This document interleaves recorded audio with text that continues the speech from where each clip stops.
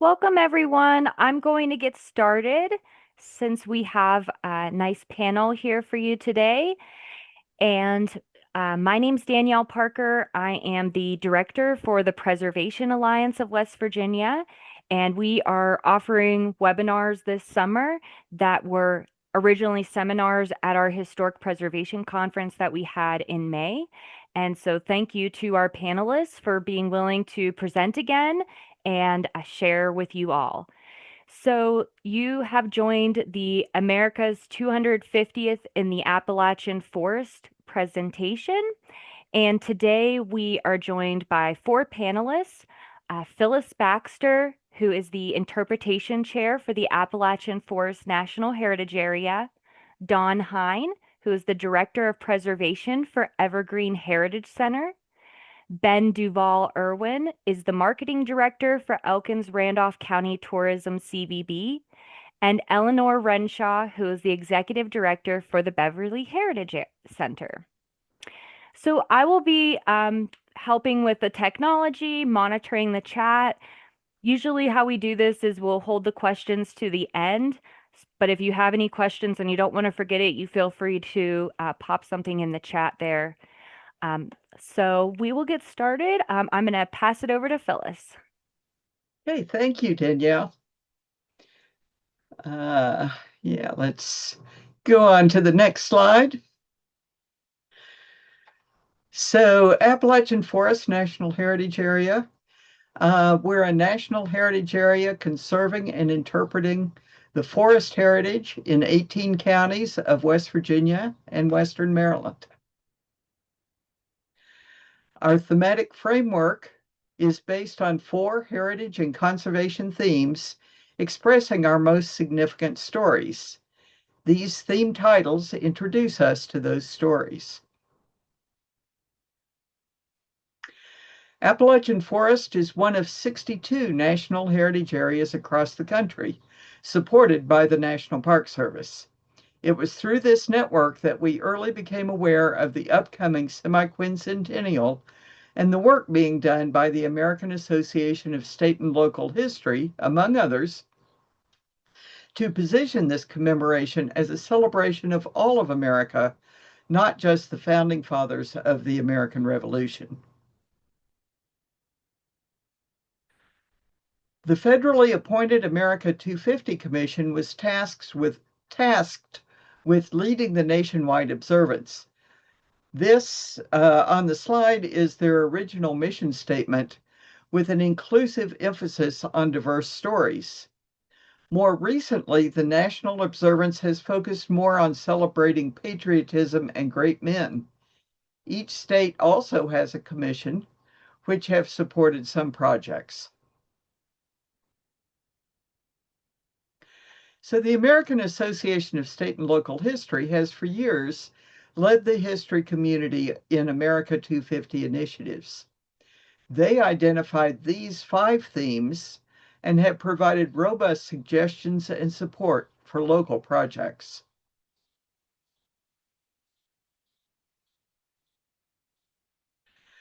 AFNHA, with encouragement from the Alliance of National Heritage Areas and using the AASLH suggestions, started programming for America's 250th in the Appalachian Forest with our blog series that started in 2023. These 3 are the simplified themes that we have been using.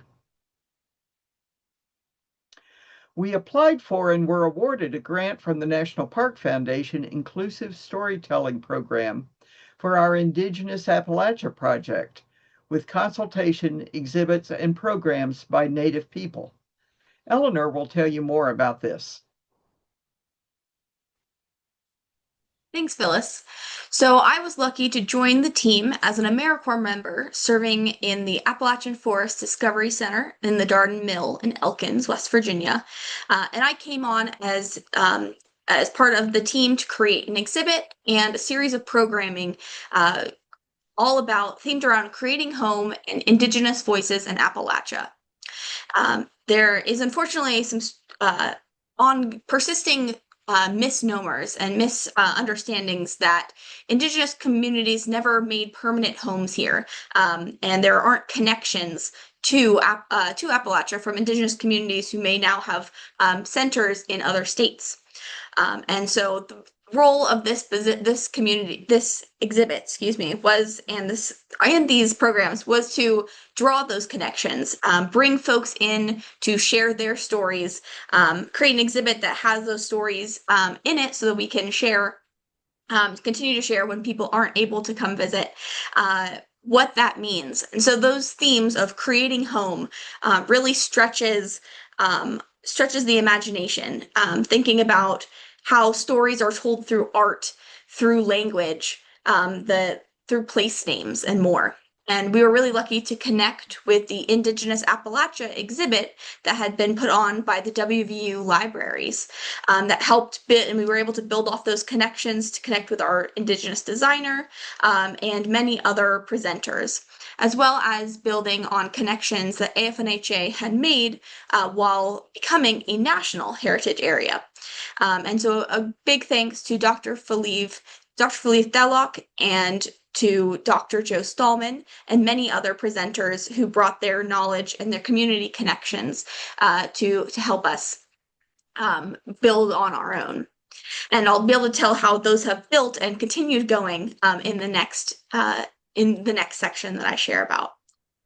But as I said, it wasn't just an exhibit, it was a series of programming. We were so lucky that in May, at the opening of the exhibit, this was May 2024, we were able to have many different presenters from Seneca Nation, both Cattaraugus territories and Allegheny territories, come and share their art, their food, and more. We had a leatherwork workshop that was open to the public, and of course, all of these programs you can see making beaded bracelets, talking about beadwork and other traditions that are super important in Native America, as well as programs that many ancestors across the world, different communities and cultures have created. Then I'll hand it over to Ben to talk about another section of that America 250 in the Appalachian Forest. Thanks. So our overall goal for the program was to share many underrepresented stories from our area that tell the story of our whole region. We had kind of three main ways that we did that. One of those was the programming that we at AFNHA as an organization did, which Eleanor just told a little bit about. And we had two other primary means we did that. Our blog series and our annual grant program. Next slide, please. For our annual grant program, we've started in 2023, so we've now been doing it for 3 years, and during those first few cycles, we made America 250 stories a key focus of the application requirements for that.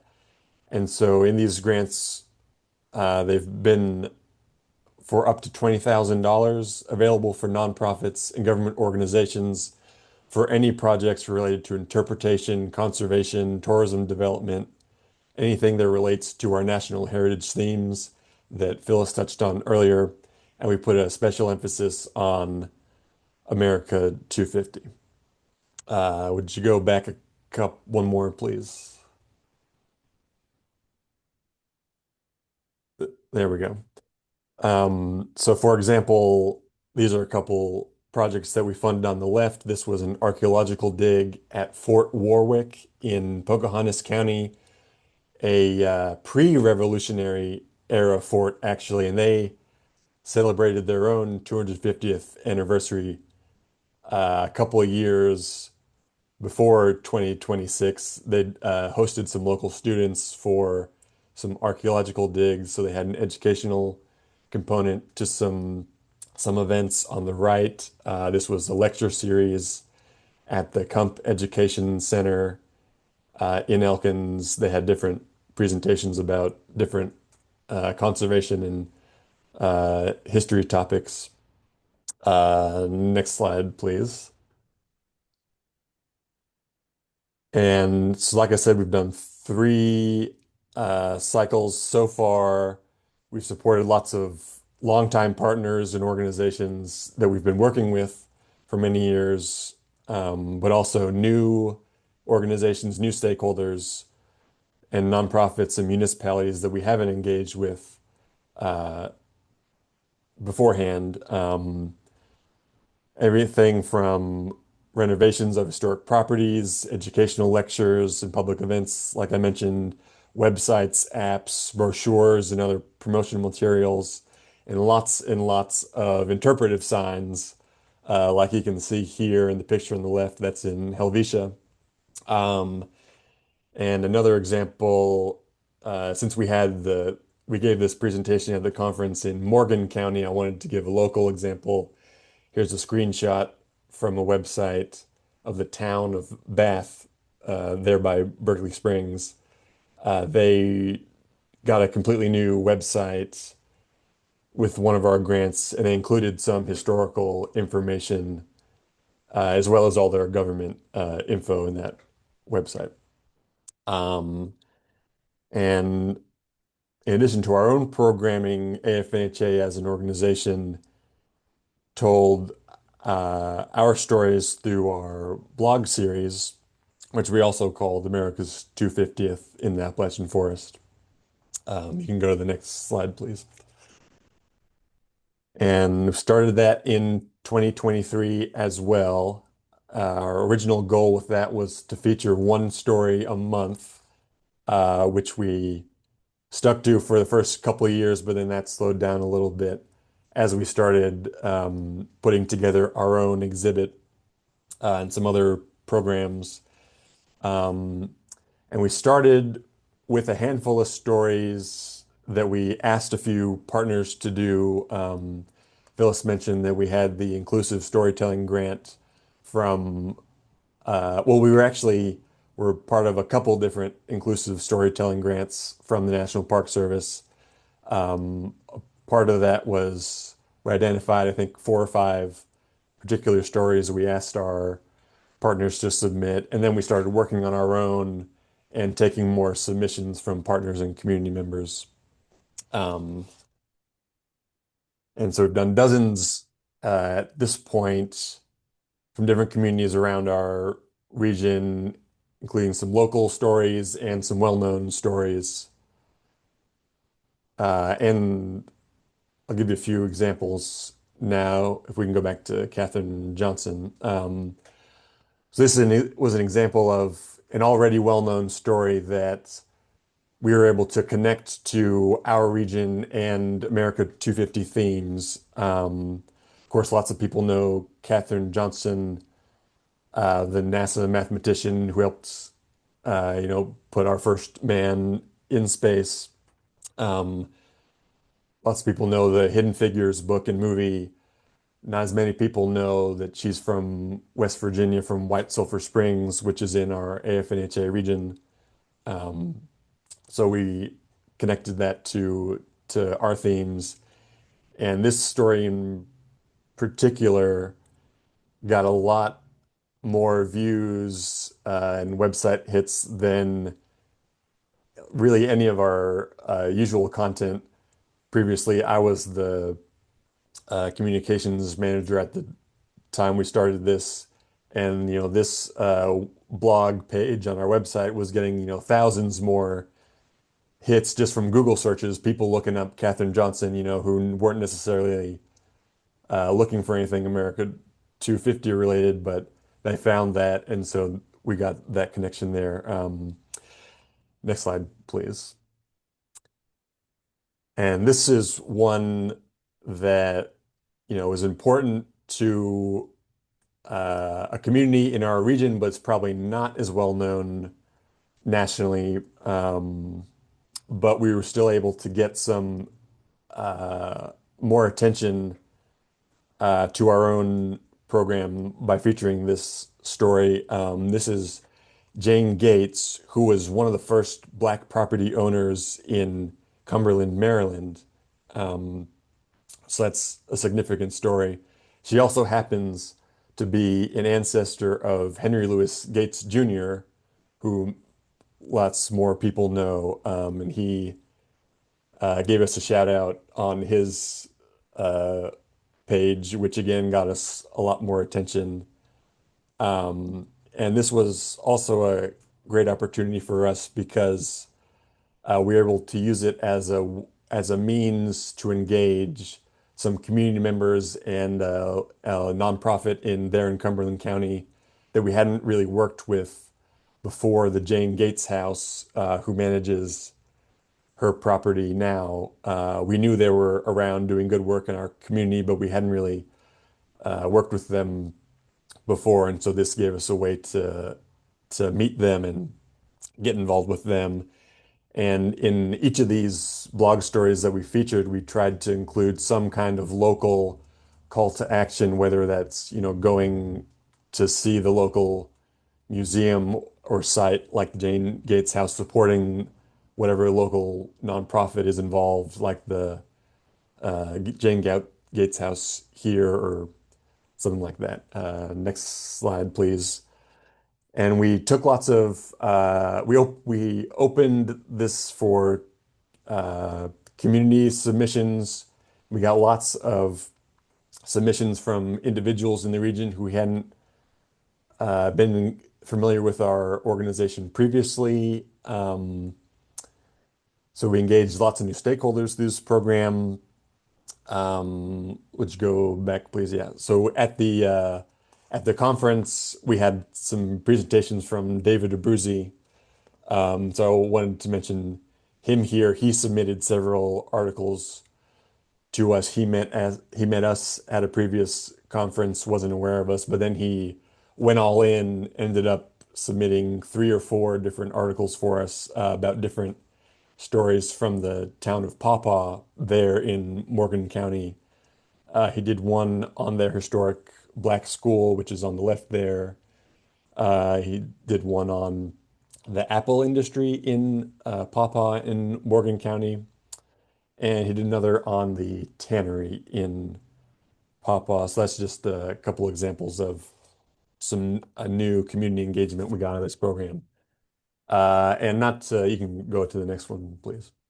And not to toot our own horn too much, but we started this in 2023. We were doing stuff well before 2026. And so for our proactive programming, we were recognized as the Institution of the Year in 2024 by the West Virginia Association of Museums. So that was really great. And overall, I think it's been really successful. We've gotten to feature stories from all 18 of the counties in our National Heritage Area. It's a large area. It's hard for us uh, to visit there regularly. And this is one of our few programs that's been able to touch on every single one of the counties in our service area, which was great. We've gotten to support lots of great organizations in our area.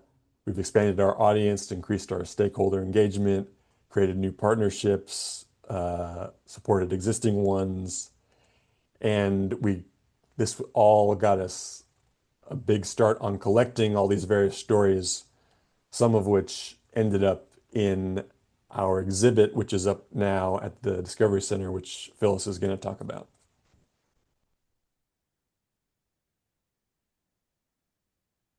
Okay. Thank you, Danielle, for struggling with the the slide advance that we didn't know was in there. Um, so now it's finally 2026 and time to pull this all together. So our key highlight for this summer is our new exhibit in the Appalachian Forest Discovery Center that opened this June. And this exhibit has 4 primary thematic sections.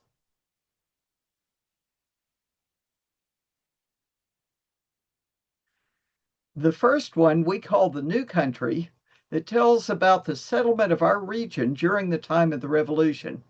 This includes the struggle between indigenous homeland and Euro-colonial settlers and how that early settlement impacted the revolutionary issues and how the new country of America fostered the flourishing frontier.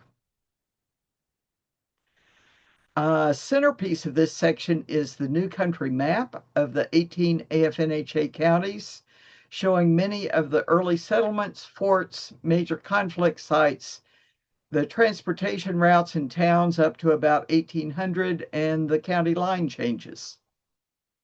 So if you get a chance, come in and study this. It's really fascinating. The We the People section from our themes, we're calling Founders of the Forest, which highlight a variety of individuals from different walks of life.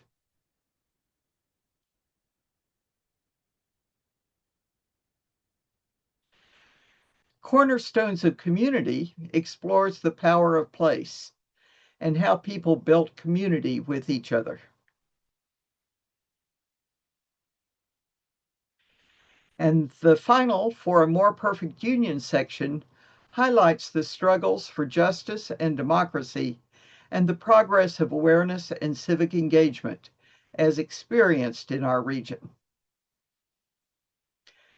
Next, we'll talk about a couple of our partners, America at 250 programming. Right, that's me. So the Beverly Heritage Center is located about 6 miles south of Elkins. And we were originally showing this in Berkeley Springs, so about 3 hours in Berkeley Springs, 4 hours from that DC area, and 3 hours from Pittsburgh. So we are lucky to be located on historic Route 219, also 250, and a couple other roads in our neck of the woods.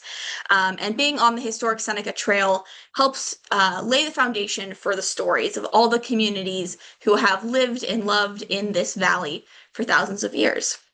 We, as an organization, have been around with our two operating partners, Rich Mountain Battlefield Foundation and Historic Beverly Preservation, for about 25 years.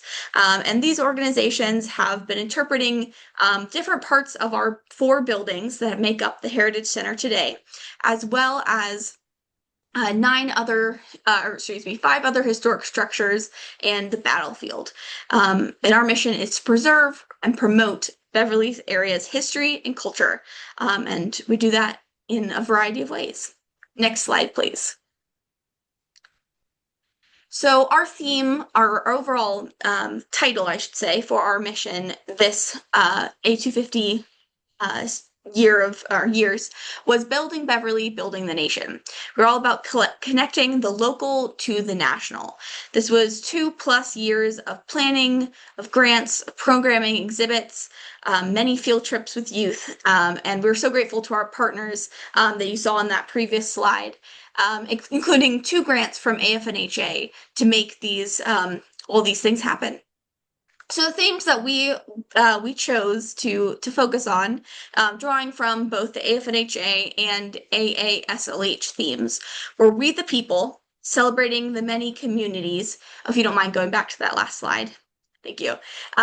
We the People, which was all about those many communities, as I mentioned, from the earliest indigenous communities through the early settlers, industrial era, immigrants, and more, celebrating all those communities that make up Beverly.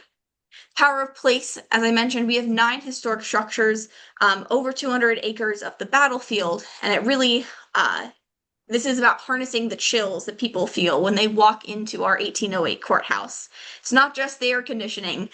There's a sense of exploration, of discovery, and more when you are in the place where people have walked many years before you. And finally, doing history. We know we do this. Our colleagues in this call know that we do this, but it's all about sharing what that means to the people. It's a challenge to tell people and then include them in the doing. Whether they are kindergartners digging rocks at 4-H camp, or visitors who have never been to West Virginia before and are passing through and happen to stop because they thought we might have a bathroom. So our operating word here was about commemorating America 250. We know that as a place of conflict with the Civil War, with early contact period between indigenous communities and settler communities, the A250 is not always about celebrations, commemoration, sharing the memories that we are able to learn from people of the past, creating new ones, and existing this moment of culture and cultural memory that we live in. And so this is a little bit more about what we've done. Next slide, please. So obviously, we didn't wait for 1776.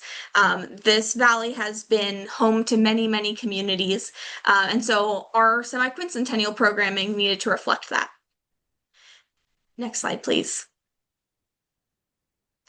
Our biggest event commemorating those earliest communities is the Strawberry Celebration. I first worked with Chef Florinda as an AmeriCorps member. She was part of the Creating Home opening event where she shared her Three Sisters fritters. And here, the next year, almost to the weekend, the next year at Beverly Heritage Center, she led a 2-day programming with youth art and cooking, as well as an adult cooking class, all building up to a celebration dinner where we talked about the Haudenosaunee connections to the strawberry, stories, and what community collaboration and learning could look like. Chef Lorinda is a chef. She's an artist, cultural educator, and more. And so we are so lucky to be able to work with her and continue building those connections to Indigenous roots in this forest. Next slide. And of course, we didn't stop at 1800 either. Many folks know the Beverly Heritage Center and our area for its Civil War history. The first campaign came to Beverly in 1861, and Beverly was occupied by Union forces for much of the rest of the war.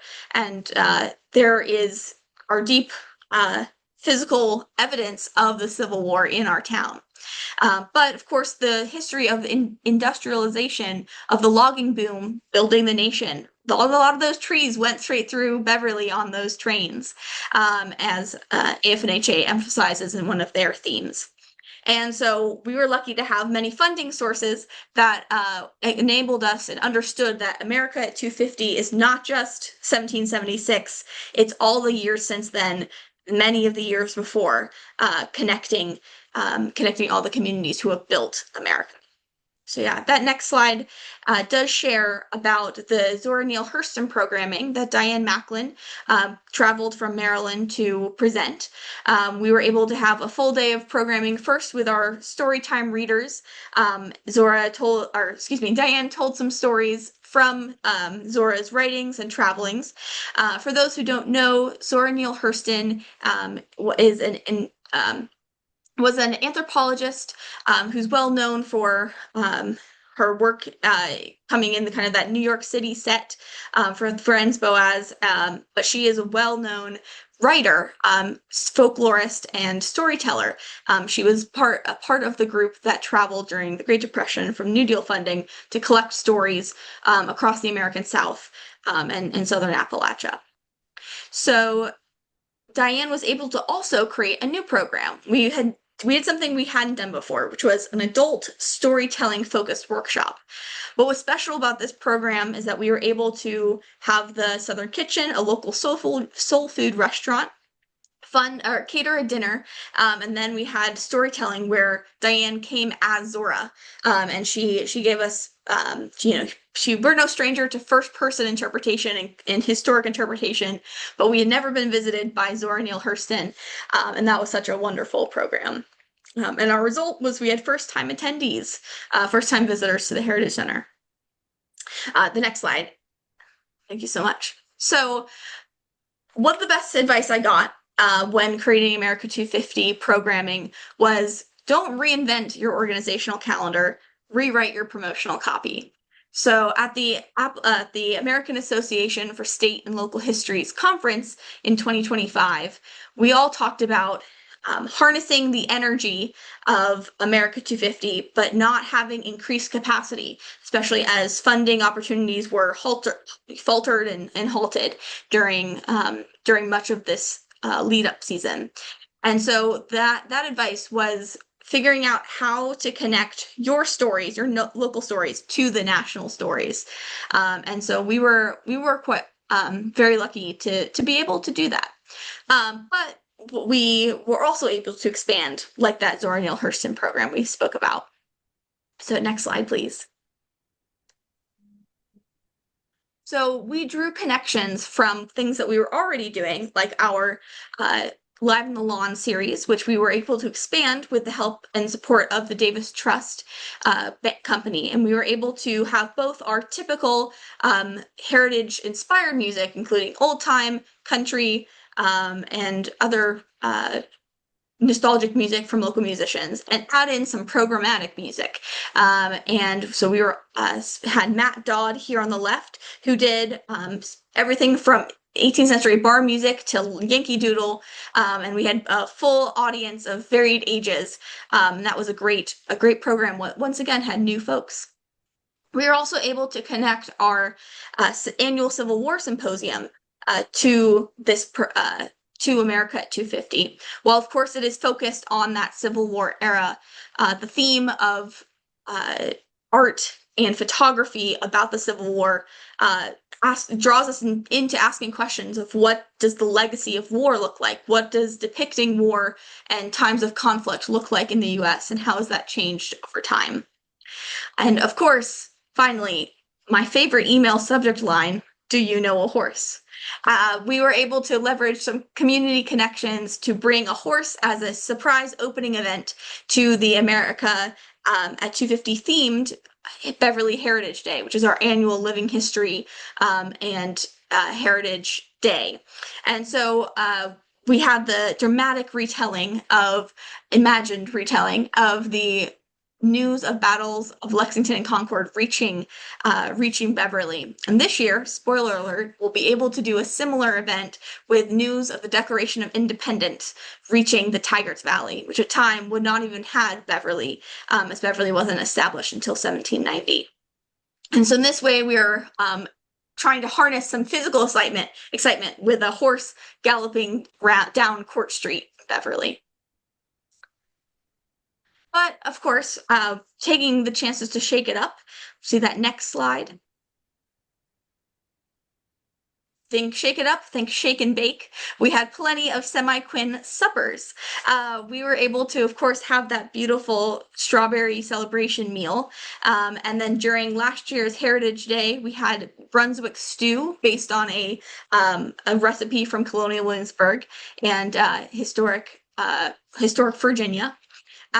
But this year we're going to bring in local food trucks instead. So we'll have, of course, some kettle corn.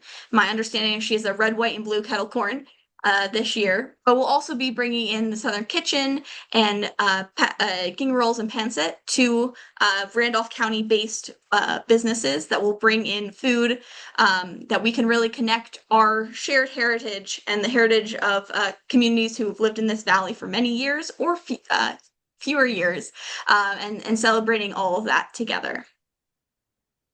Food is a great way to bring folks together. Next slide, please.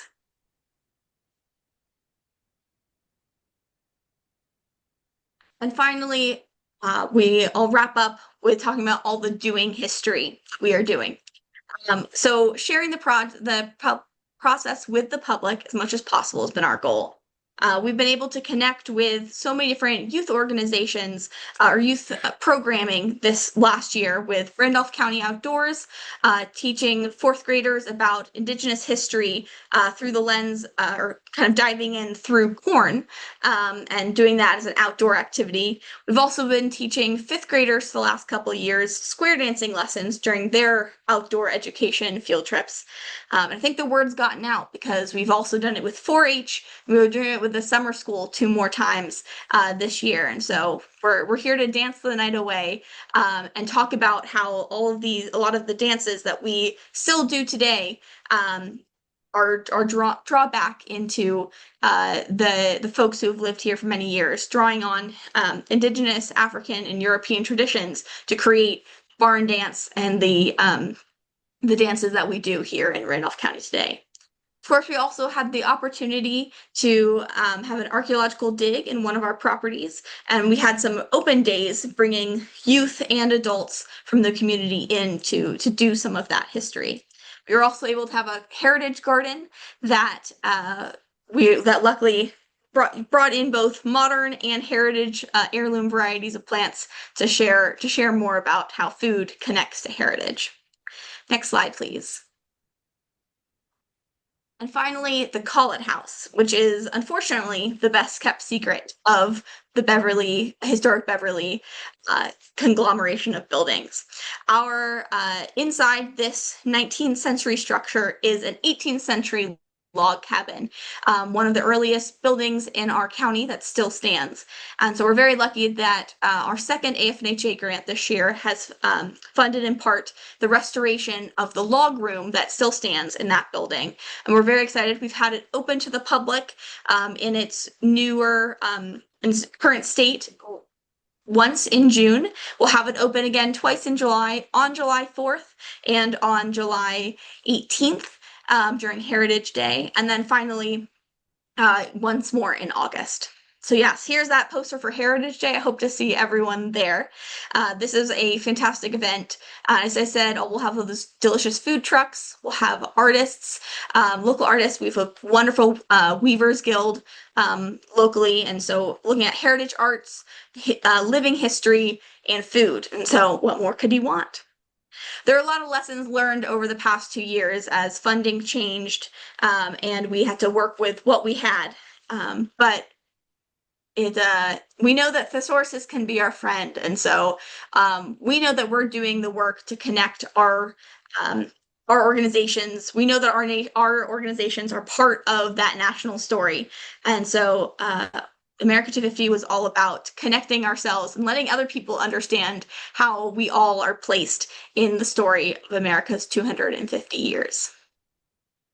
Thanks so much.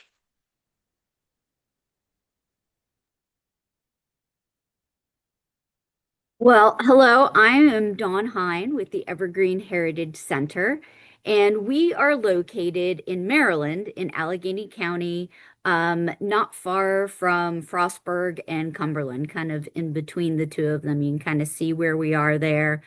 Um, and we were established as a farm circa 1776 by the Grimes family, who had moved from Frederick County further east in Maryland. They had wandered into Pennsylvania a bit and then come down to our area, which is just south of where they were in Pennsylvania. So we are kind of in between the border between Pennsylvania and West Virginia. The area there in Maryland's kind of small. So they had moved from Frederick County, and we know that he enlisted in the Revolutionary Army in 1776. So we know he was here. We also have some historic structures from that time. We have our barn, and we also have the original structure of the house, which dates to that time period. We know that because we have been able to have some dendrochronology done on the wood of the barn. And so we have some pretty strong evidence. Also, Mr. Grimes was included on the first Maryland tax roll in 1783 with his house and barn. So we know it was built by that time to be included there. So we are a farm, as I mentioned, that has passed through several hands through time, but it has been in the same family since 1869. So it had been owned by the Trimble family at that time, and they started a nonprofit in 2008, which is how we were established as the Evergreen Heritage Center. So previously, the land was known as Evergreen. It was named that because one of the first Trimble owners planted 13 species of evergreen trees on the property, and then therefore named it Evergreen. All right, so as I mentioned, we were started in 2008 with a mission for conservation, education, and preservation. So we kind of have that three-prong approach to everything that we do. And so we were very interested in celebrating the America 250 and telling our story of how our farm had progressed, how it developed, and how we interacted with the community around us, and what we can still offer to the community today. Next slide, please.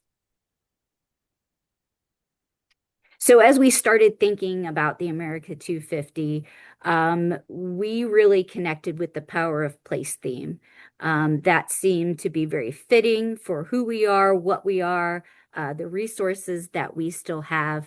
And so we started to focus on how to engage visitors. And as Eleanor had mentioned earlier, using the resources that we have, the programming that we already have in place, and how do we utilize that, and then also connect with our community with the 250 celebration. Next slide, please. So what stories were we going to tell? Who's our target audience? And how do we utilize those resources that I had mentioned while collaborating with local partners, and AFNHA and other experts that we regularly have relationships with, and where can we form new partnerships as well? So as all nonprofits have to struggle with is costs and budgets. So that is why we wanted to be able to utilize our resources wisely, and be able to provide new programming kind of within the framework of what we have existing. Next slide, please. So the first one we just had, about 2 weeks ago now. June 13th was our big America 250 celebration. And it was an amazing day. We had beautiful weather, really cooperated with us. And so we had, oh my goodness, we had a new exhibit in our historic barn that we were able to unveil that day, which related to Mr. Grimes, the original settler, and how the farm started, and then how it related to what was happening regionally with Fort Cumberland, which was developing more into a small town, and other settlement areas around us. So that's really interesting to see how the area had developed based on how revolutionary war soldiers were paid, because they were paid in land. Maryland did not have money to pay their soldiers, so they paid them with land and divided up what would become Allegheny and Garrett counties into plots of land, 50 acres each. And that is how they paid their Revolutionary War soldiers. So there was a lot of movement happening immediately during that time, 1783 to 1800, really, as people were claiming their new property. So that was one wonderful thing. Other things that we had going on that day, we had a storyteller there, and it's a husband and wife duo, and they told this local story of Jane Fraser, and so we had some music because Otto, it was Jane and Otto, and they one participates as the first person impersonation of Jane Fraser. And then Otto brings in some music with his guitar and serenaded us and had the crowd join in with singing. So that was a great event. We also had the Sons of the American Revolution participate, and they brought a whole presentation of artifacts that participants could handle and touch, as well as the very historic ones that that we could just look at. But you can experience all of that they brought. It was absolutely amazing. Full dress in historically accurate garb. And so they were a little warm that day because they had on the wool outer garments and everything, but it was absolutely amazing. We had food. We also had live music going that day, children's activities. We did some cooking as well. We kind of went across the board for this event. It was a really big one at Evergreen. That was followed up the next week by Museum Week in Allegheny County. For the past 5 years, they've been running Museum Week, and it's a promotion for all the museums in Allegheny County. And so there's special events going on throughout a 10-day period. And so we participate in that week as well. So we had special activities each week. One of which I'll highlight was our talk about the Liberty Tree and the Y Oak. And we had Champ Zumbram, who is working nationally across many states to bring the Liberty Tree to each state that there's plantings. And that was started in Allegheny County by Champ Zumbram. And so we had him talk about how the program's going. And then people were able to take a walk around our property and see our Liberty Tree and our Y Oak as well. All right. We also, during our these events, we opened our new trail system. So during that time, we have several trails across the property, and one of which we just opened, and it's 4 miles of trail. It's called the Forest Evolution Trail. And so we did a ribbon cutting event for that. We did some guided hikes to show people some of the features along the trail. So that's another new thing that we have opened here at Evergreen. Okay, next slide, please. So what's coming up now? So we do have a full programming across the entire year. So our next big event is July 25th, Preserving the Forest Bounty. And this focuses really on agroforestry. So we're going to have Francis Smith, who's with the Maryland Forest Service, come out and talk about what agroforestry is, what it can do, and how we implement it here in our 1-acre forest garden at Evergreen. So we're also going to talk about the history of farming on the property, and then there'll be a hands-on activity where you'll be able to cultivate your own mushrooms, and we'll talk about how to do that, and people will be able to get their hands in the dirt and bring that home with them. Next slide, please. So also coming up September, during our normal Autumn Harvest Festival, the special thing we have going on here is our Dining in Colonial Maryland program that we're going to be providing. We're bringing in Joyce White, who's a food historian based in Annapolis, and she's going to bring her special presentation about foods during colonial times. There'll be some tasting that'll be able to go on, and she's also an author. She's written several books, so she'll be bringing those with her as well. So we'll get a little bit of taste of food history here during our normal Autumn Harvest Festival, where all our museums will be open as well. Next slide, please. And to wrap up the year of celebrating the America 250 at Evergreen, we're going to round it out with an Evergreen Christmas.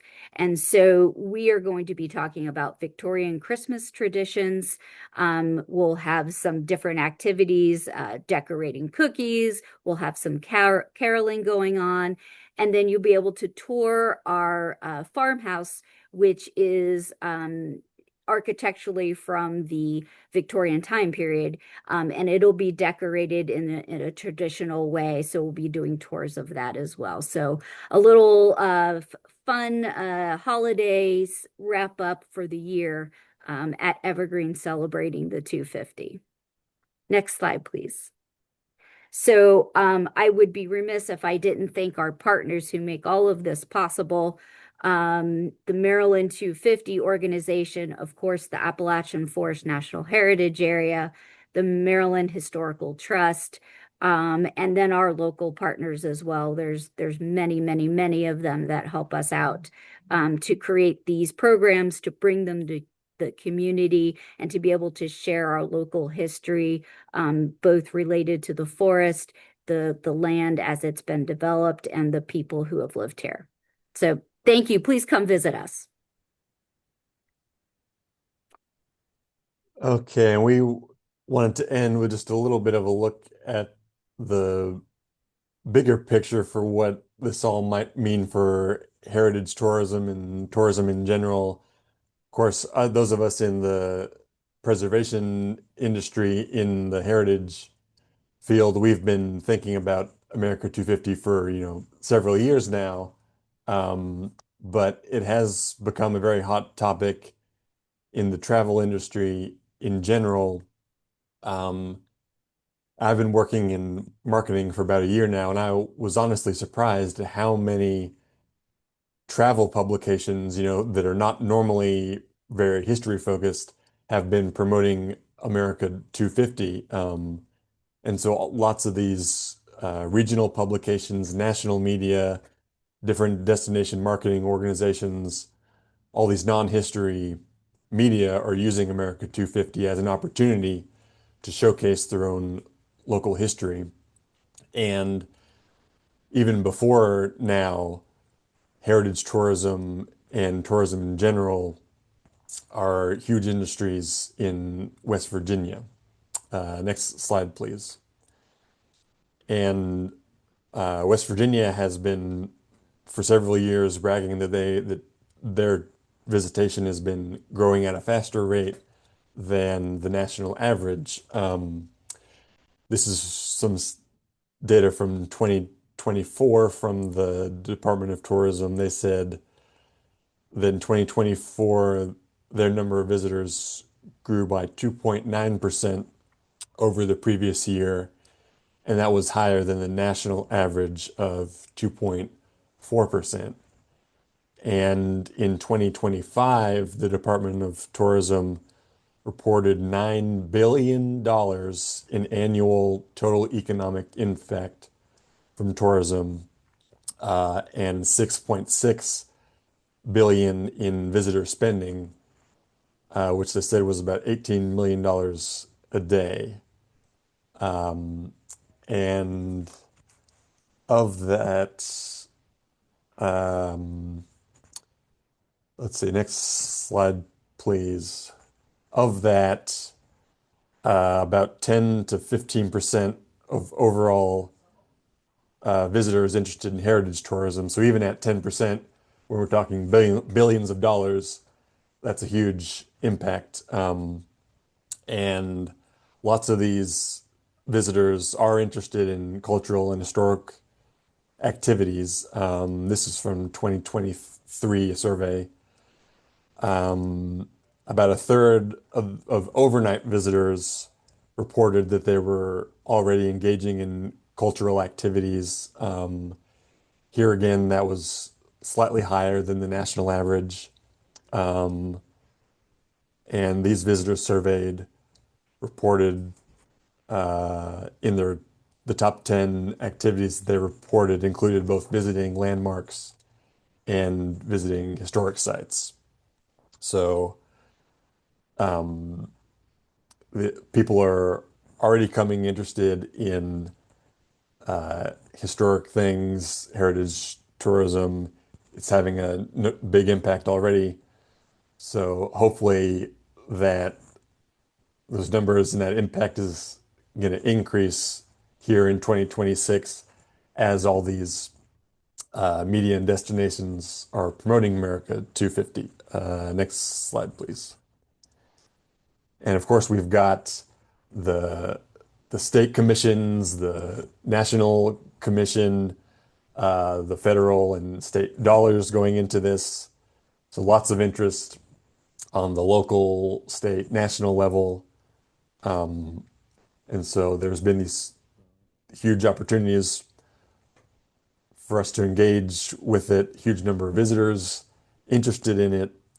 We've shown some of the ways that you can connect with all this with what you're doing. So hopefully that's going to be uh, rewarding for all our communities and organizations, and hopefully us in the heritage field, we can do it in a way that's critical and inclusive and celebratory and exciting.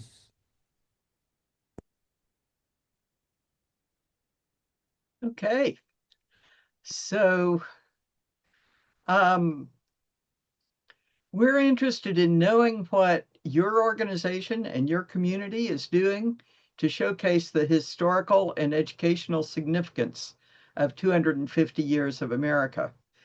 For those of you who are within AFNHA, within any of these 18 counties, we want to collect and share your stories, info about exhibits, activities, and events, and we'll help to showcase and promote those across all of our region.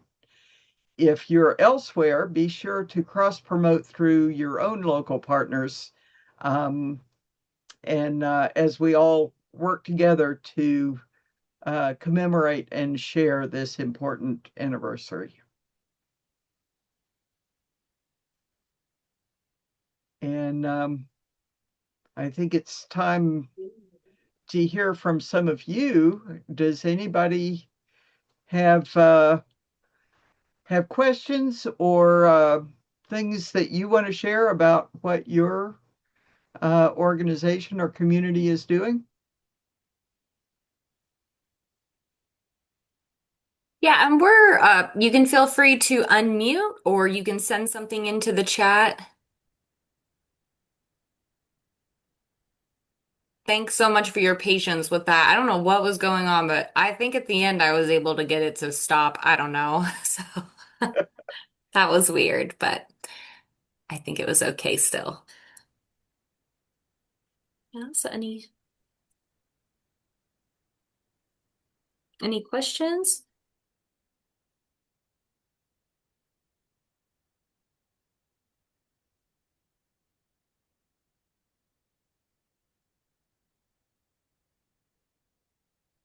Well, I have a question for the group. You guys did share about a couple events that are coming up, but is there one maybe that you have mentioned or that you haven't mentioned that you're really excited about?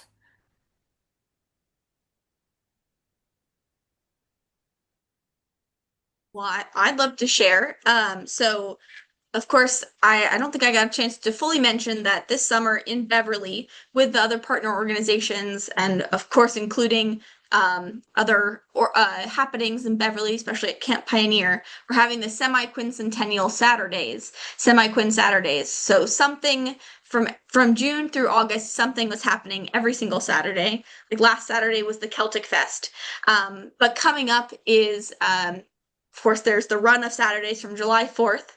And then July 11th is the 165th anniversary of the Battle of Rich Mountain.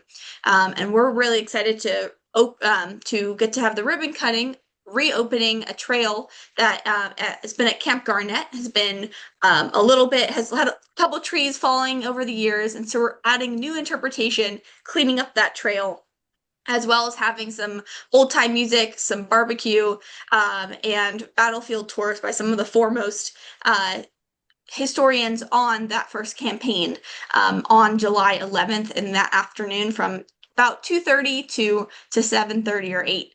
And so really excited for that. And of course, that is the first weekend. Second weekend will be July 18th. And on that Saturday is Beverly Heritage Day. So we've got a busy July coming up at Beverly. That sounds exciting. I didn't realize that they were every weekend at Camp Pioneer, so that's good to know. Oh, sorry, my bad. So I meant that sometimes they're at Camp Pioneer. Most of the times it's downtown Beverly. And so the Okay, very good. Thank you for clarifying that. Well, I'm looking forward to some of those events. Anybody else have one that they're really looking forward to that maybe hasn't been mentioned yet?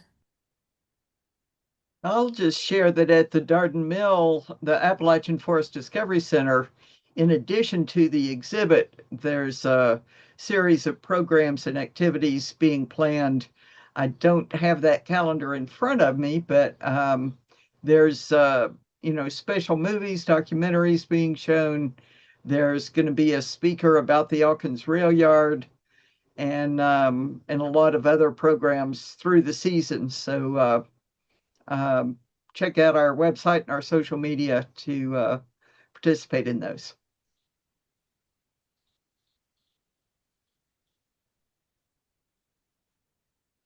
And I had one other question for you guys. For your America 250 events and just like Dawn, you guys have a lot of events happening this year. Like, how far in advance did you start planning for this? So when there are other future commemorative opportunities, like how long do you think sites should maybe take to start planning these? Well, Years. we usually plan at least a year out, our next season coming up. Um, just because we need to, get speakers or, arrange different partners and also try to procure funding. So, we're really thinking about things pretty far in advance to make sure that we can produce an informative and engaging program for the community.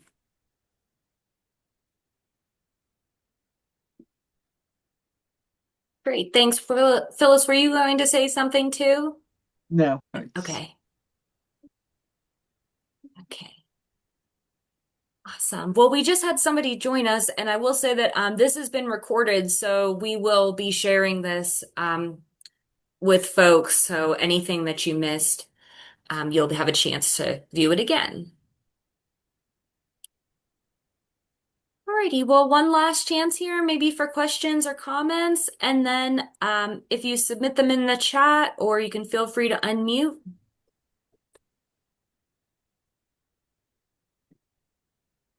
Just like to thank you, Danielle, for inviting us to do this and giving us a chance to showcase the exciting things we're doing. Well, thank you all for being a part of it. And for those that are interested, our next webinar will be on July 8th, and it will be about cemetery preservation and connecting cemetery preservation work with community members. So thank you all again for being here, and I look forward to seeing you and soon and attending some of these great events. So I hope you all have a great rest of your day. Thanks.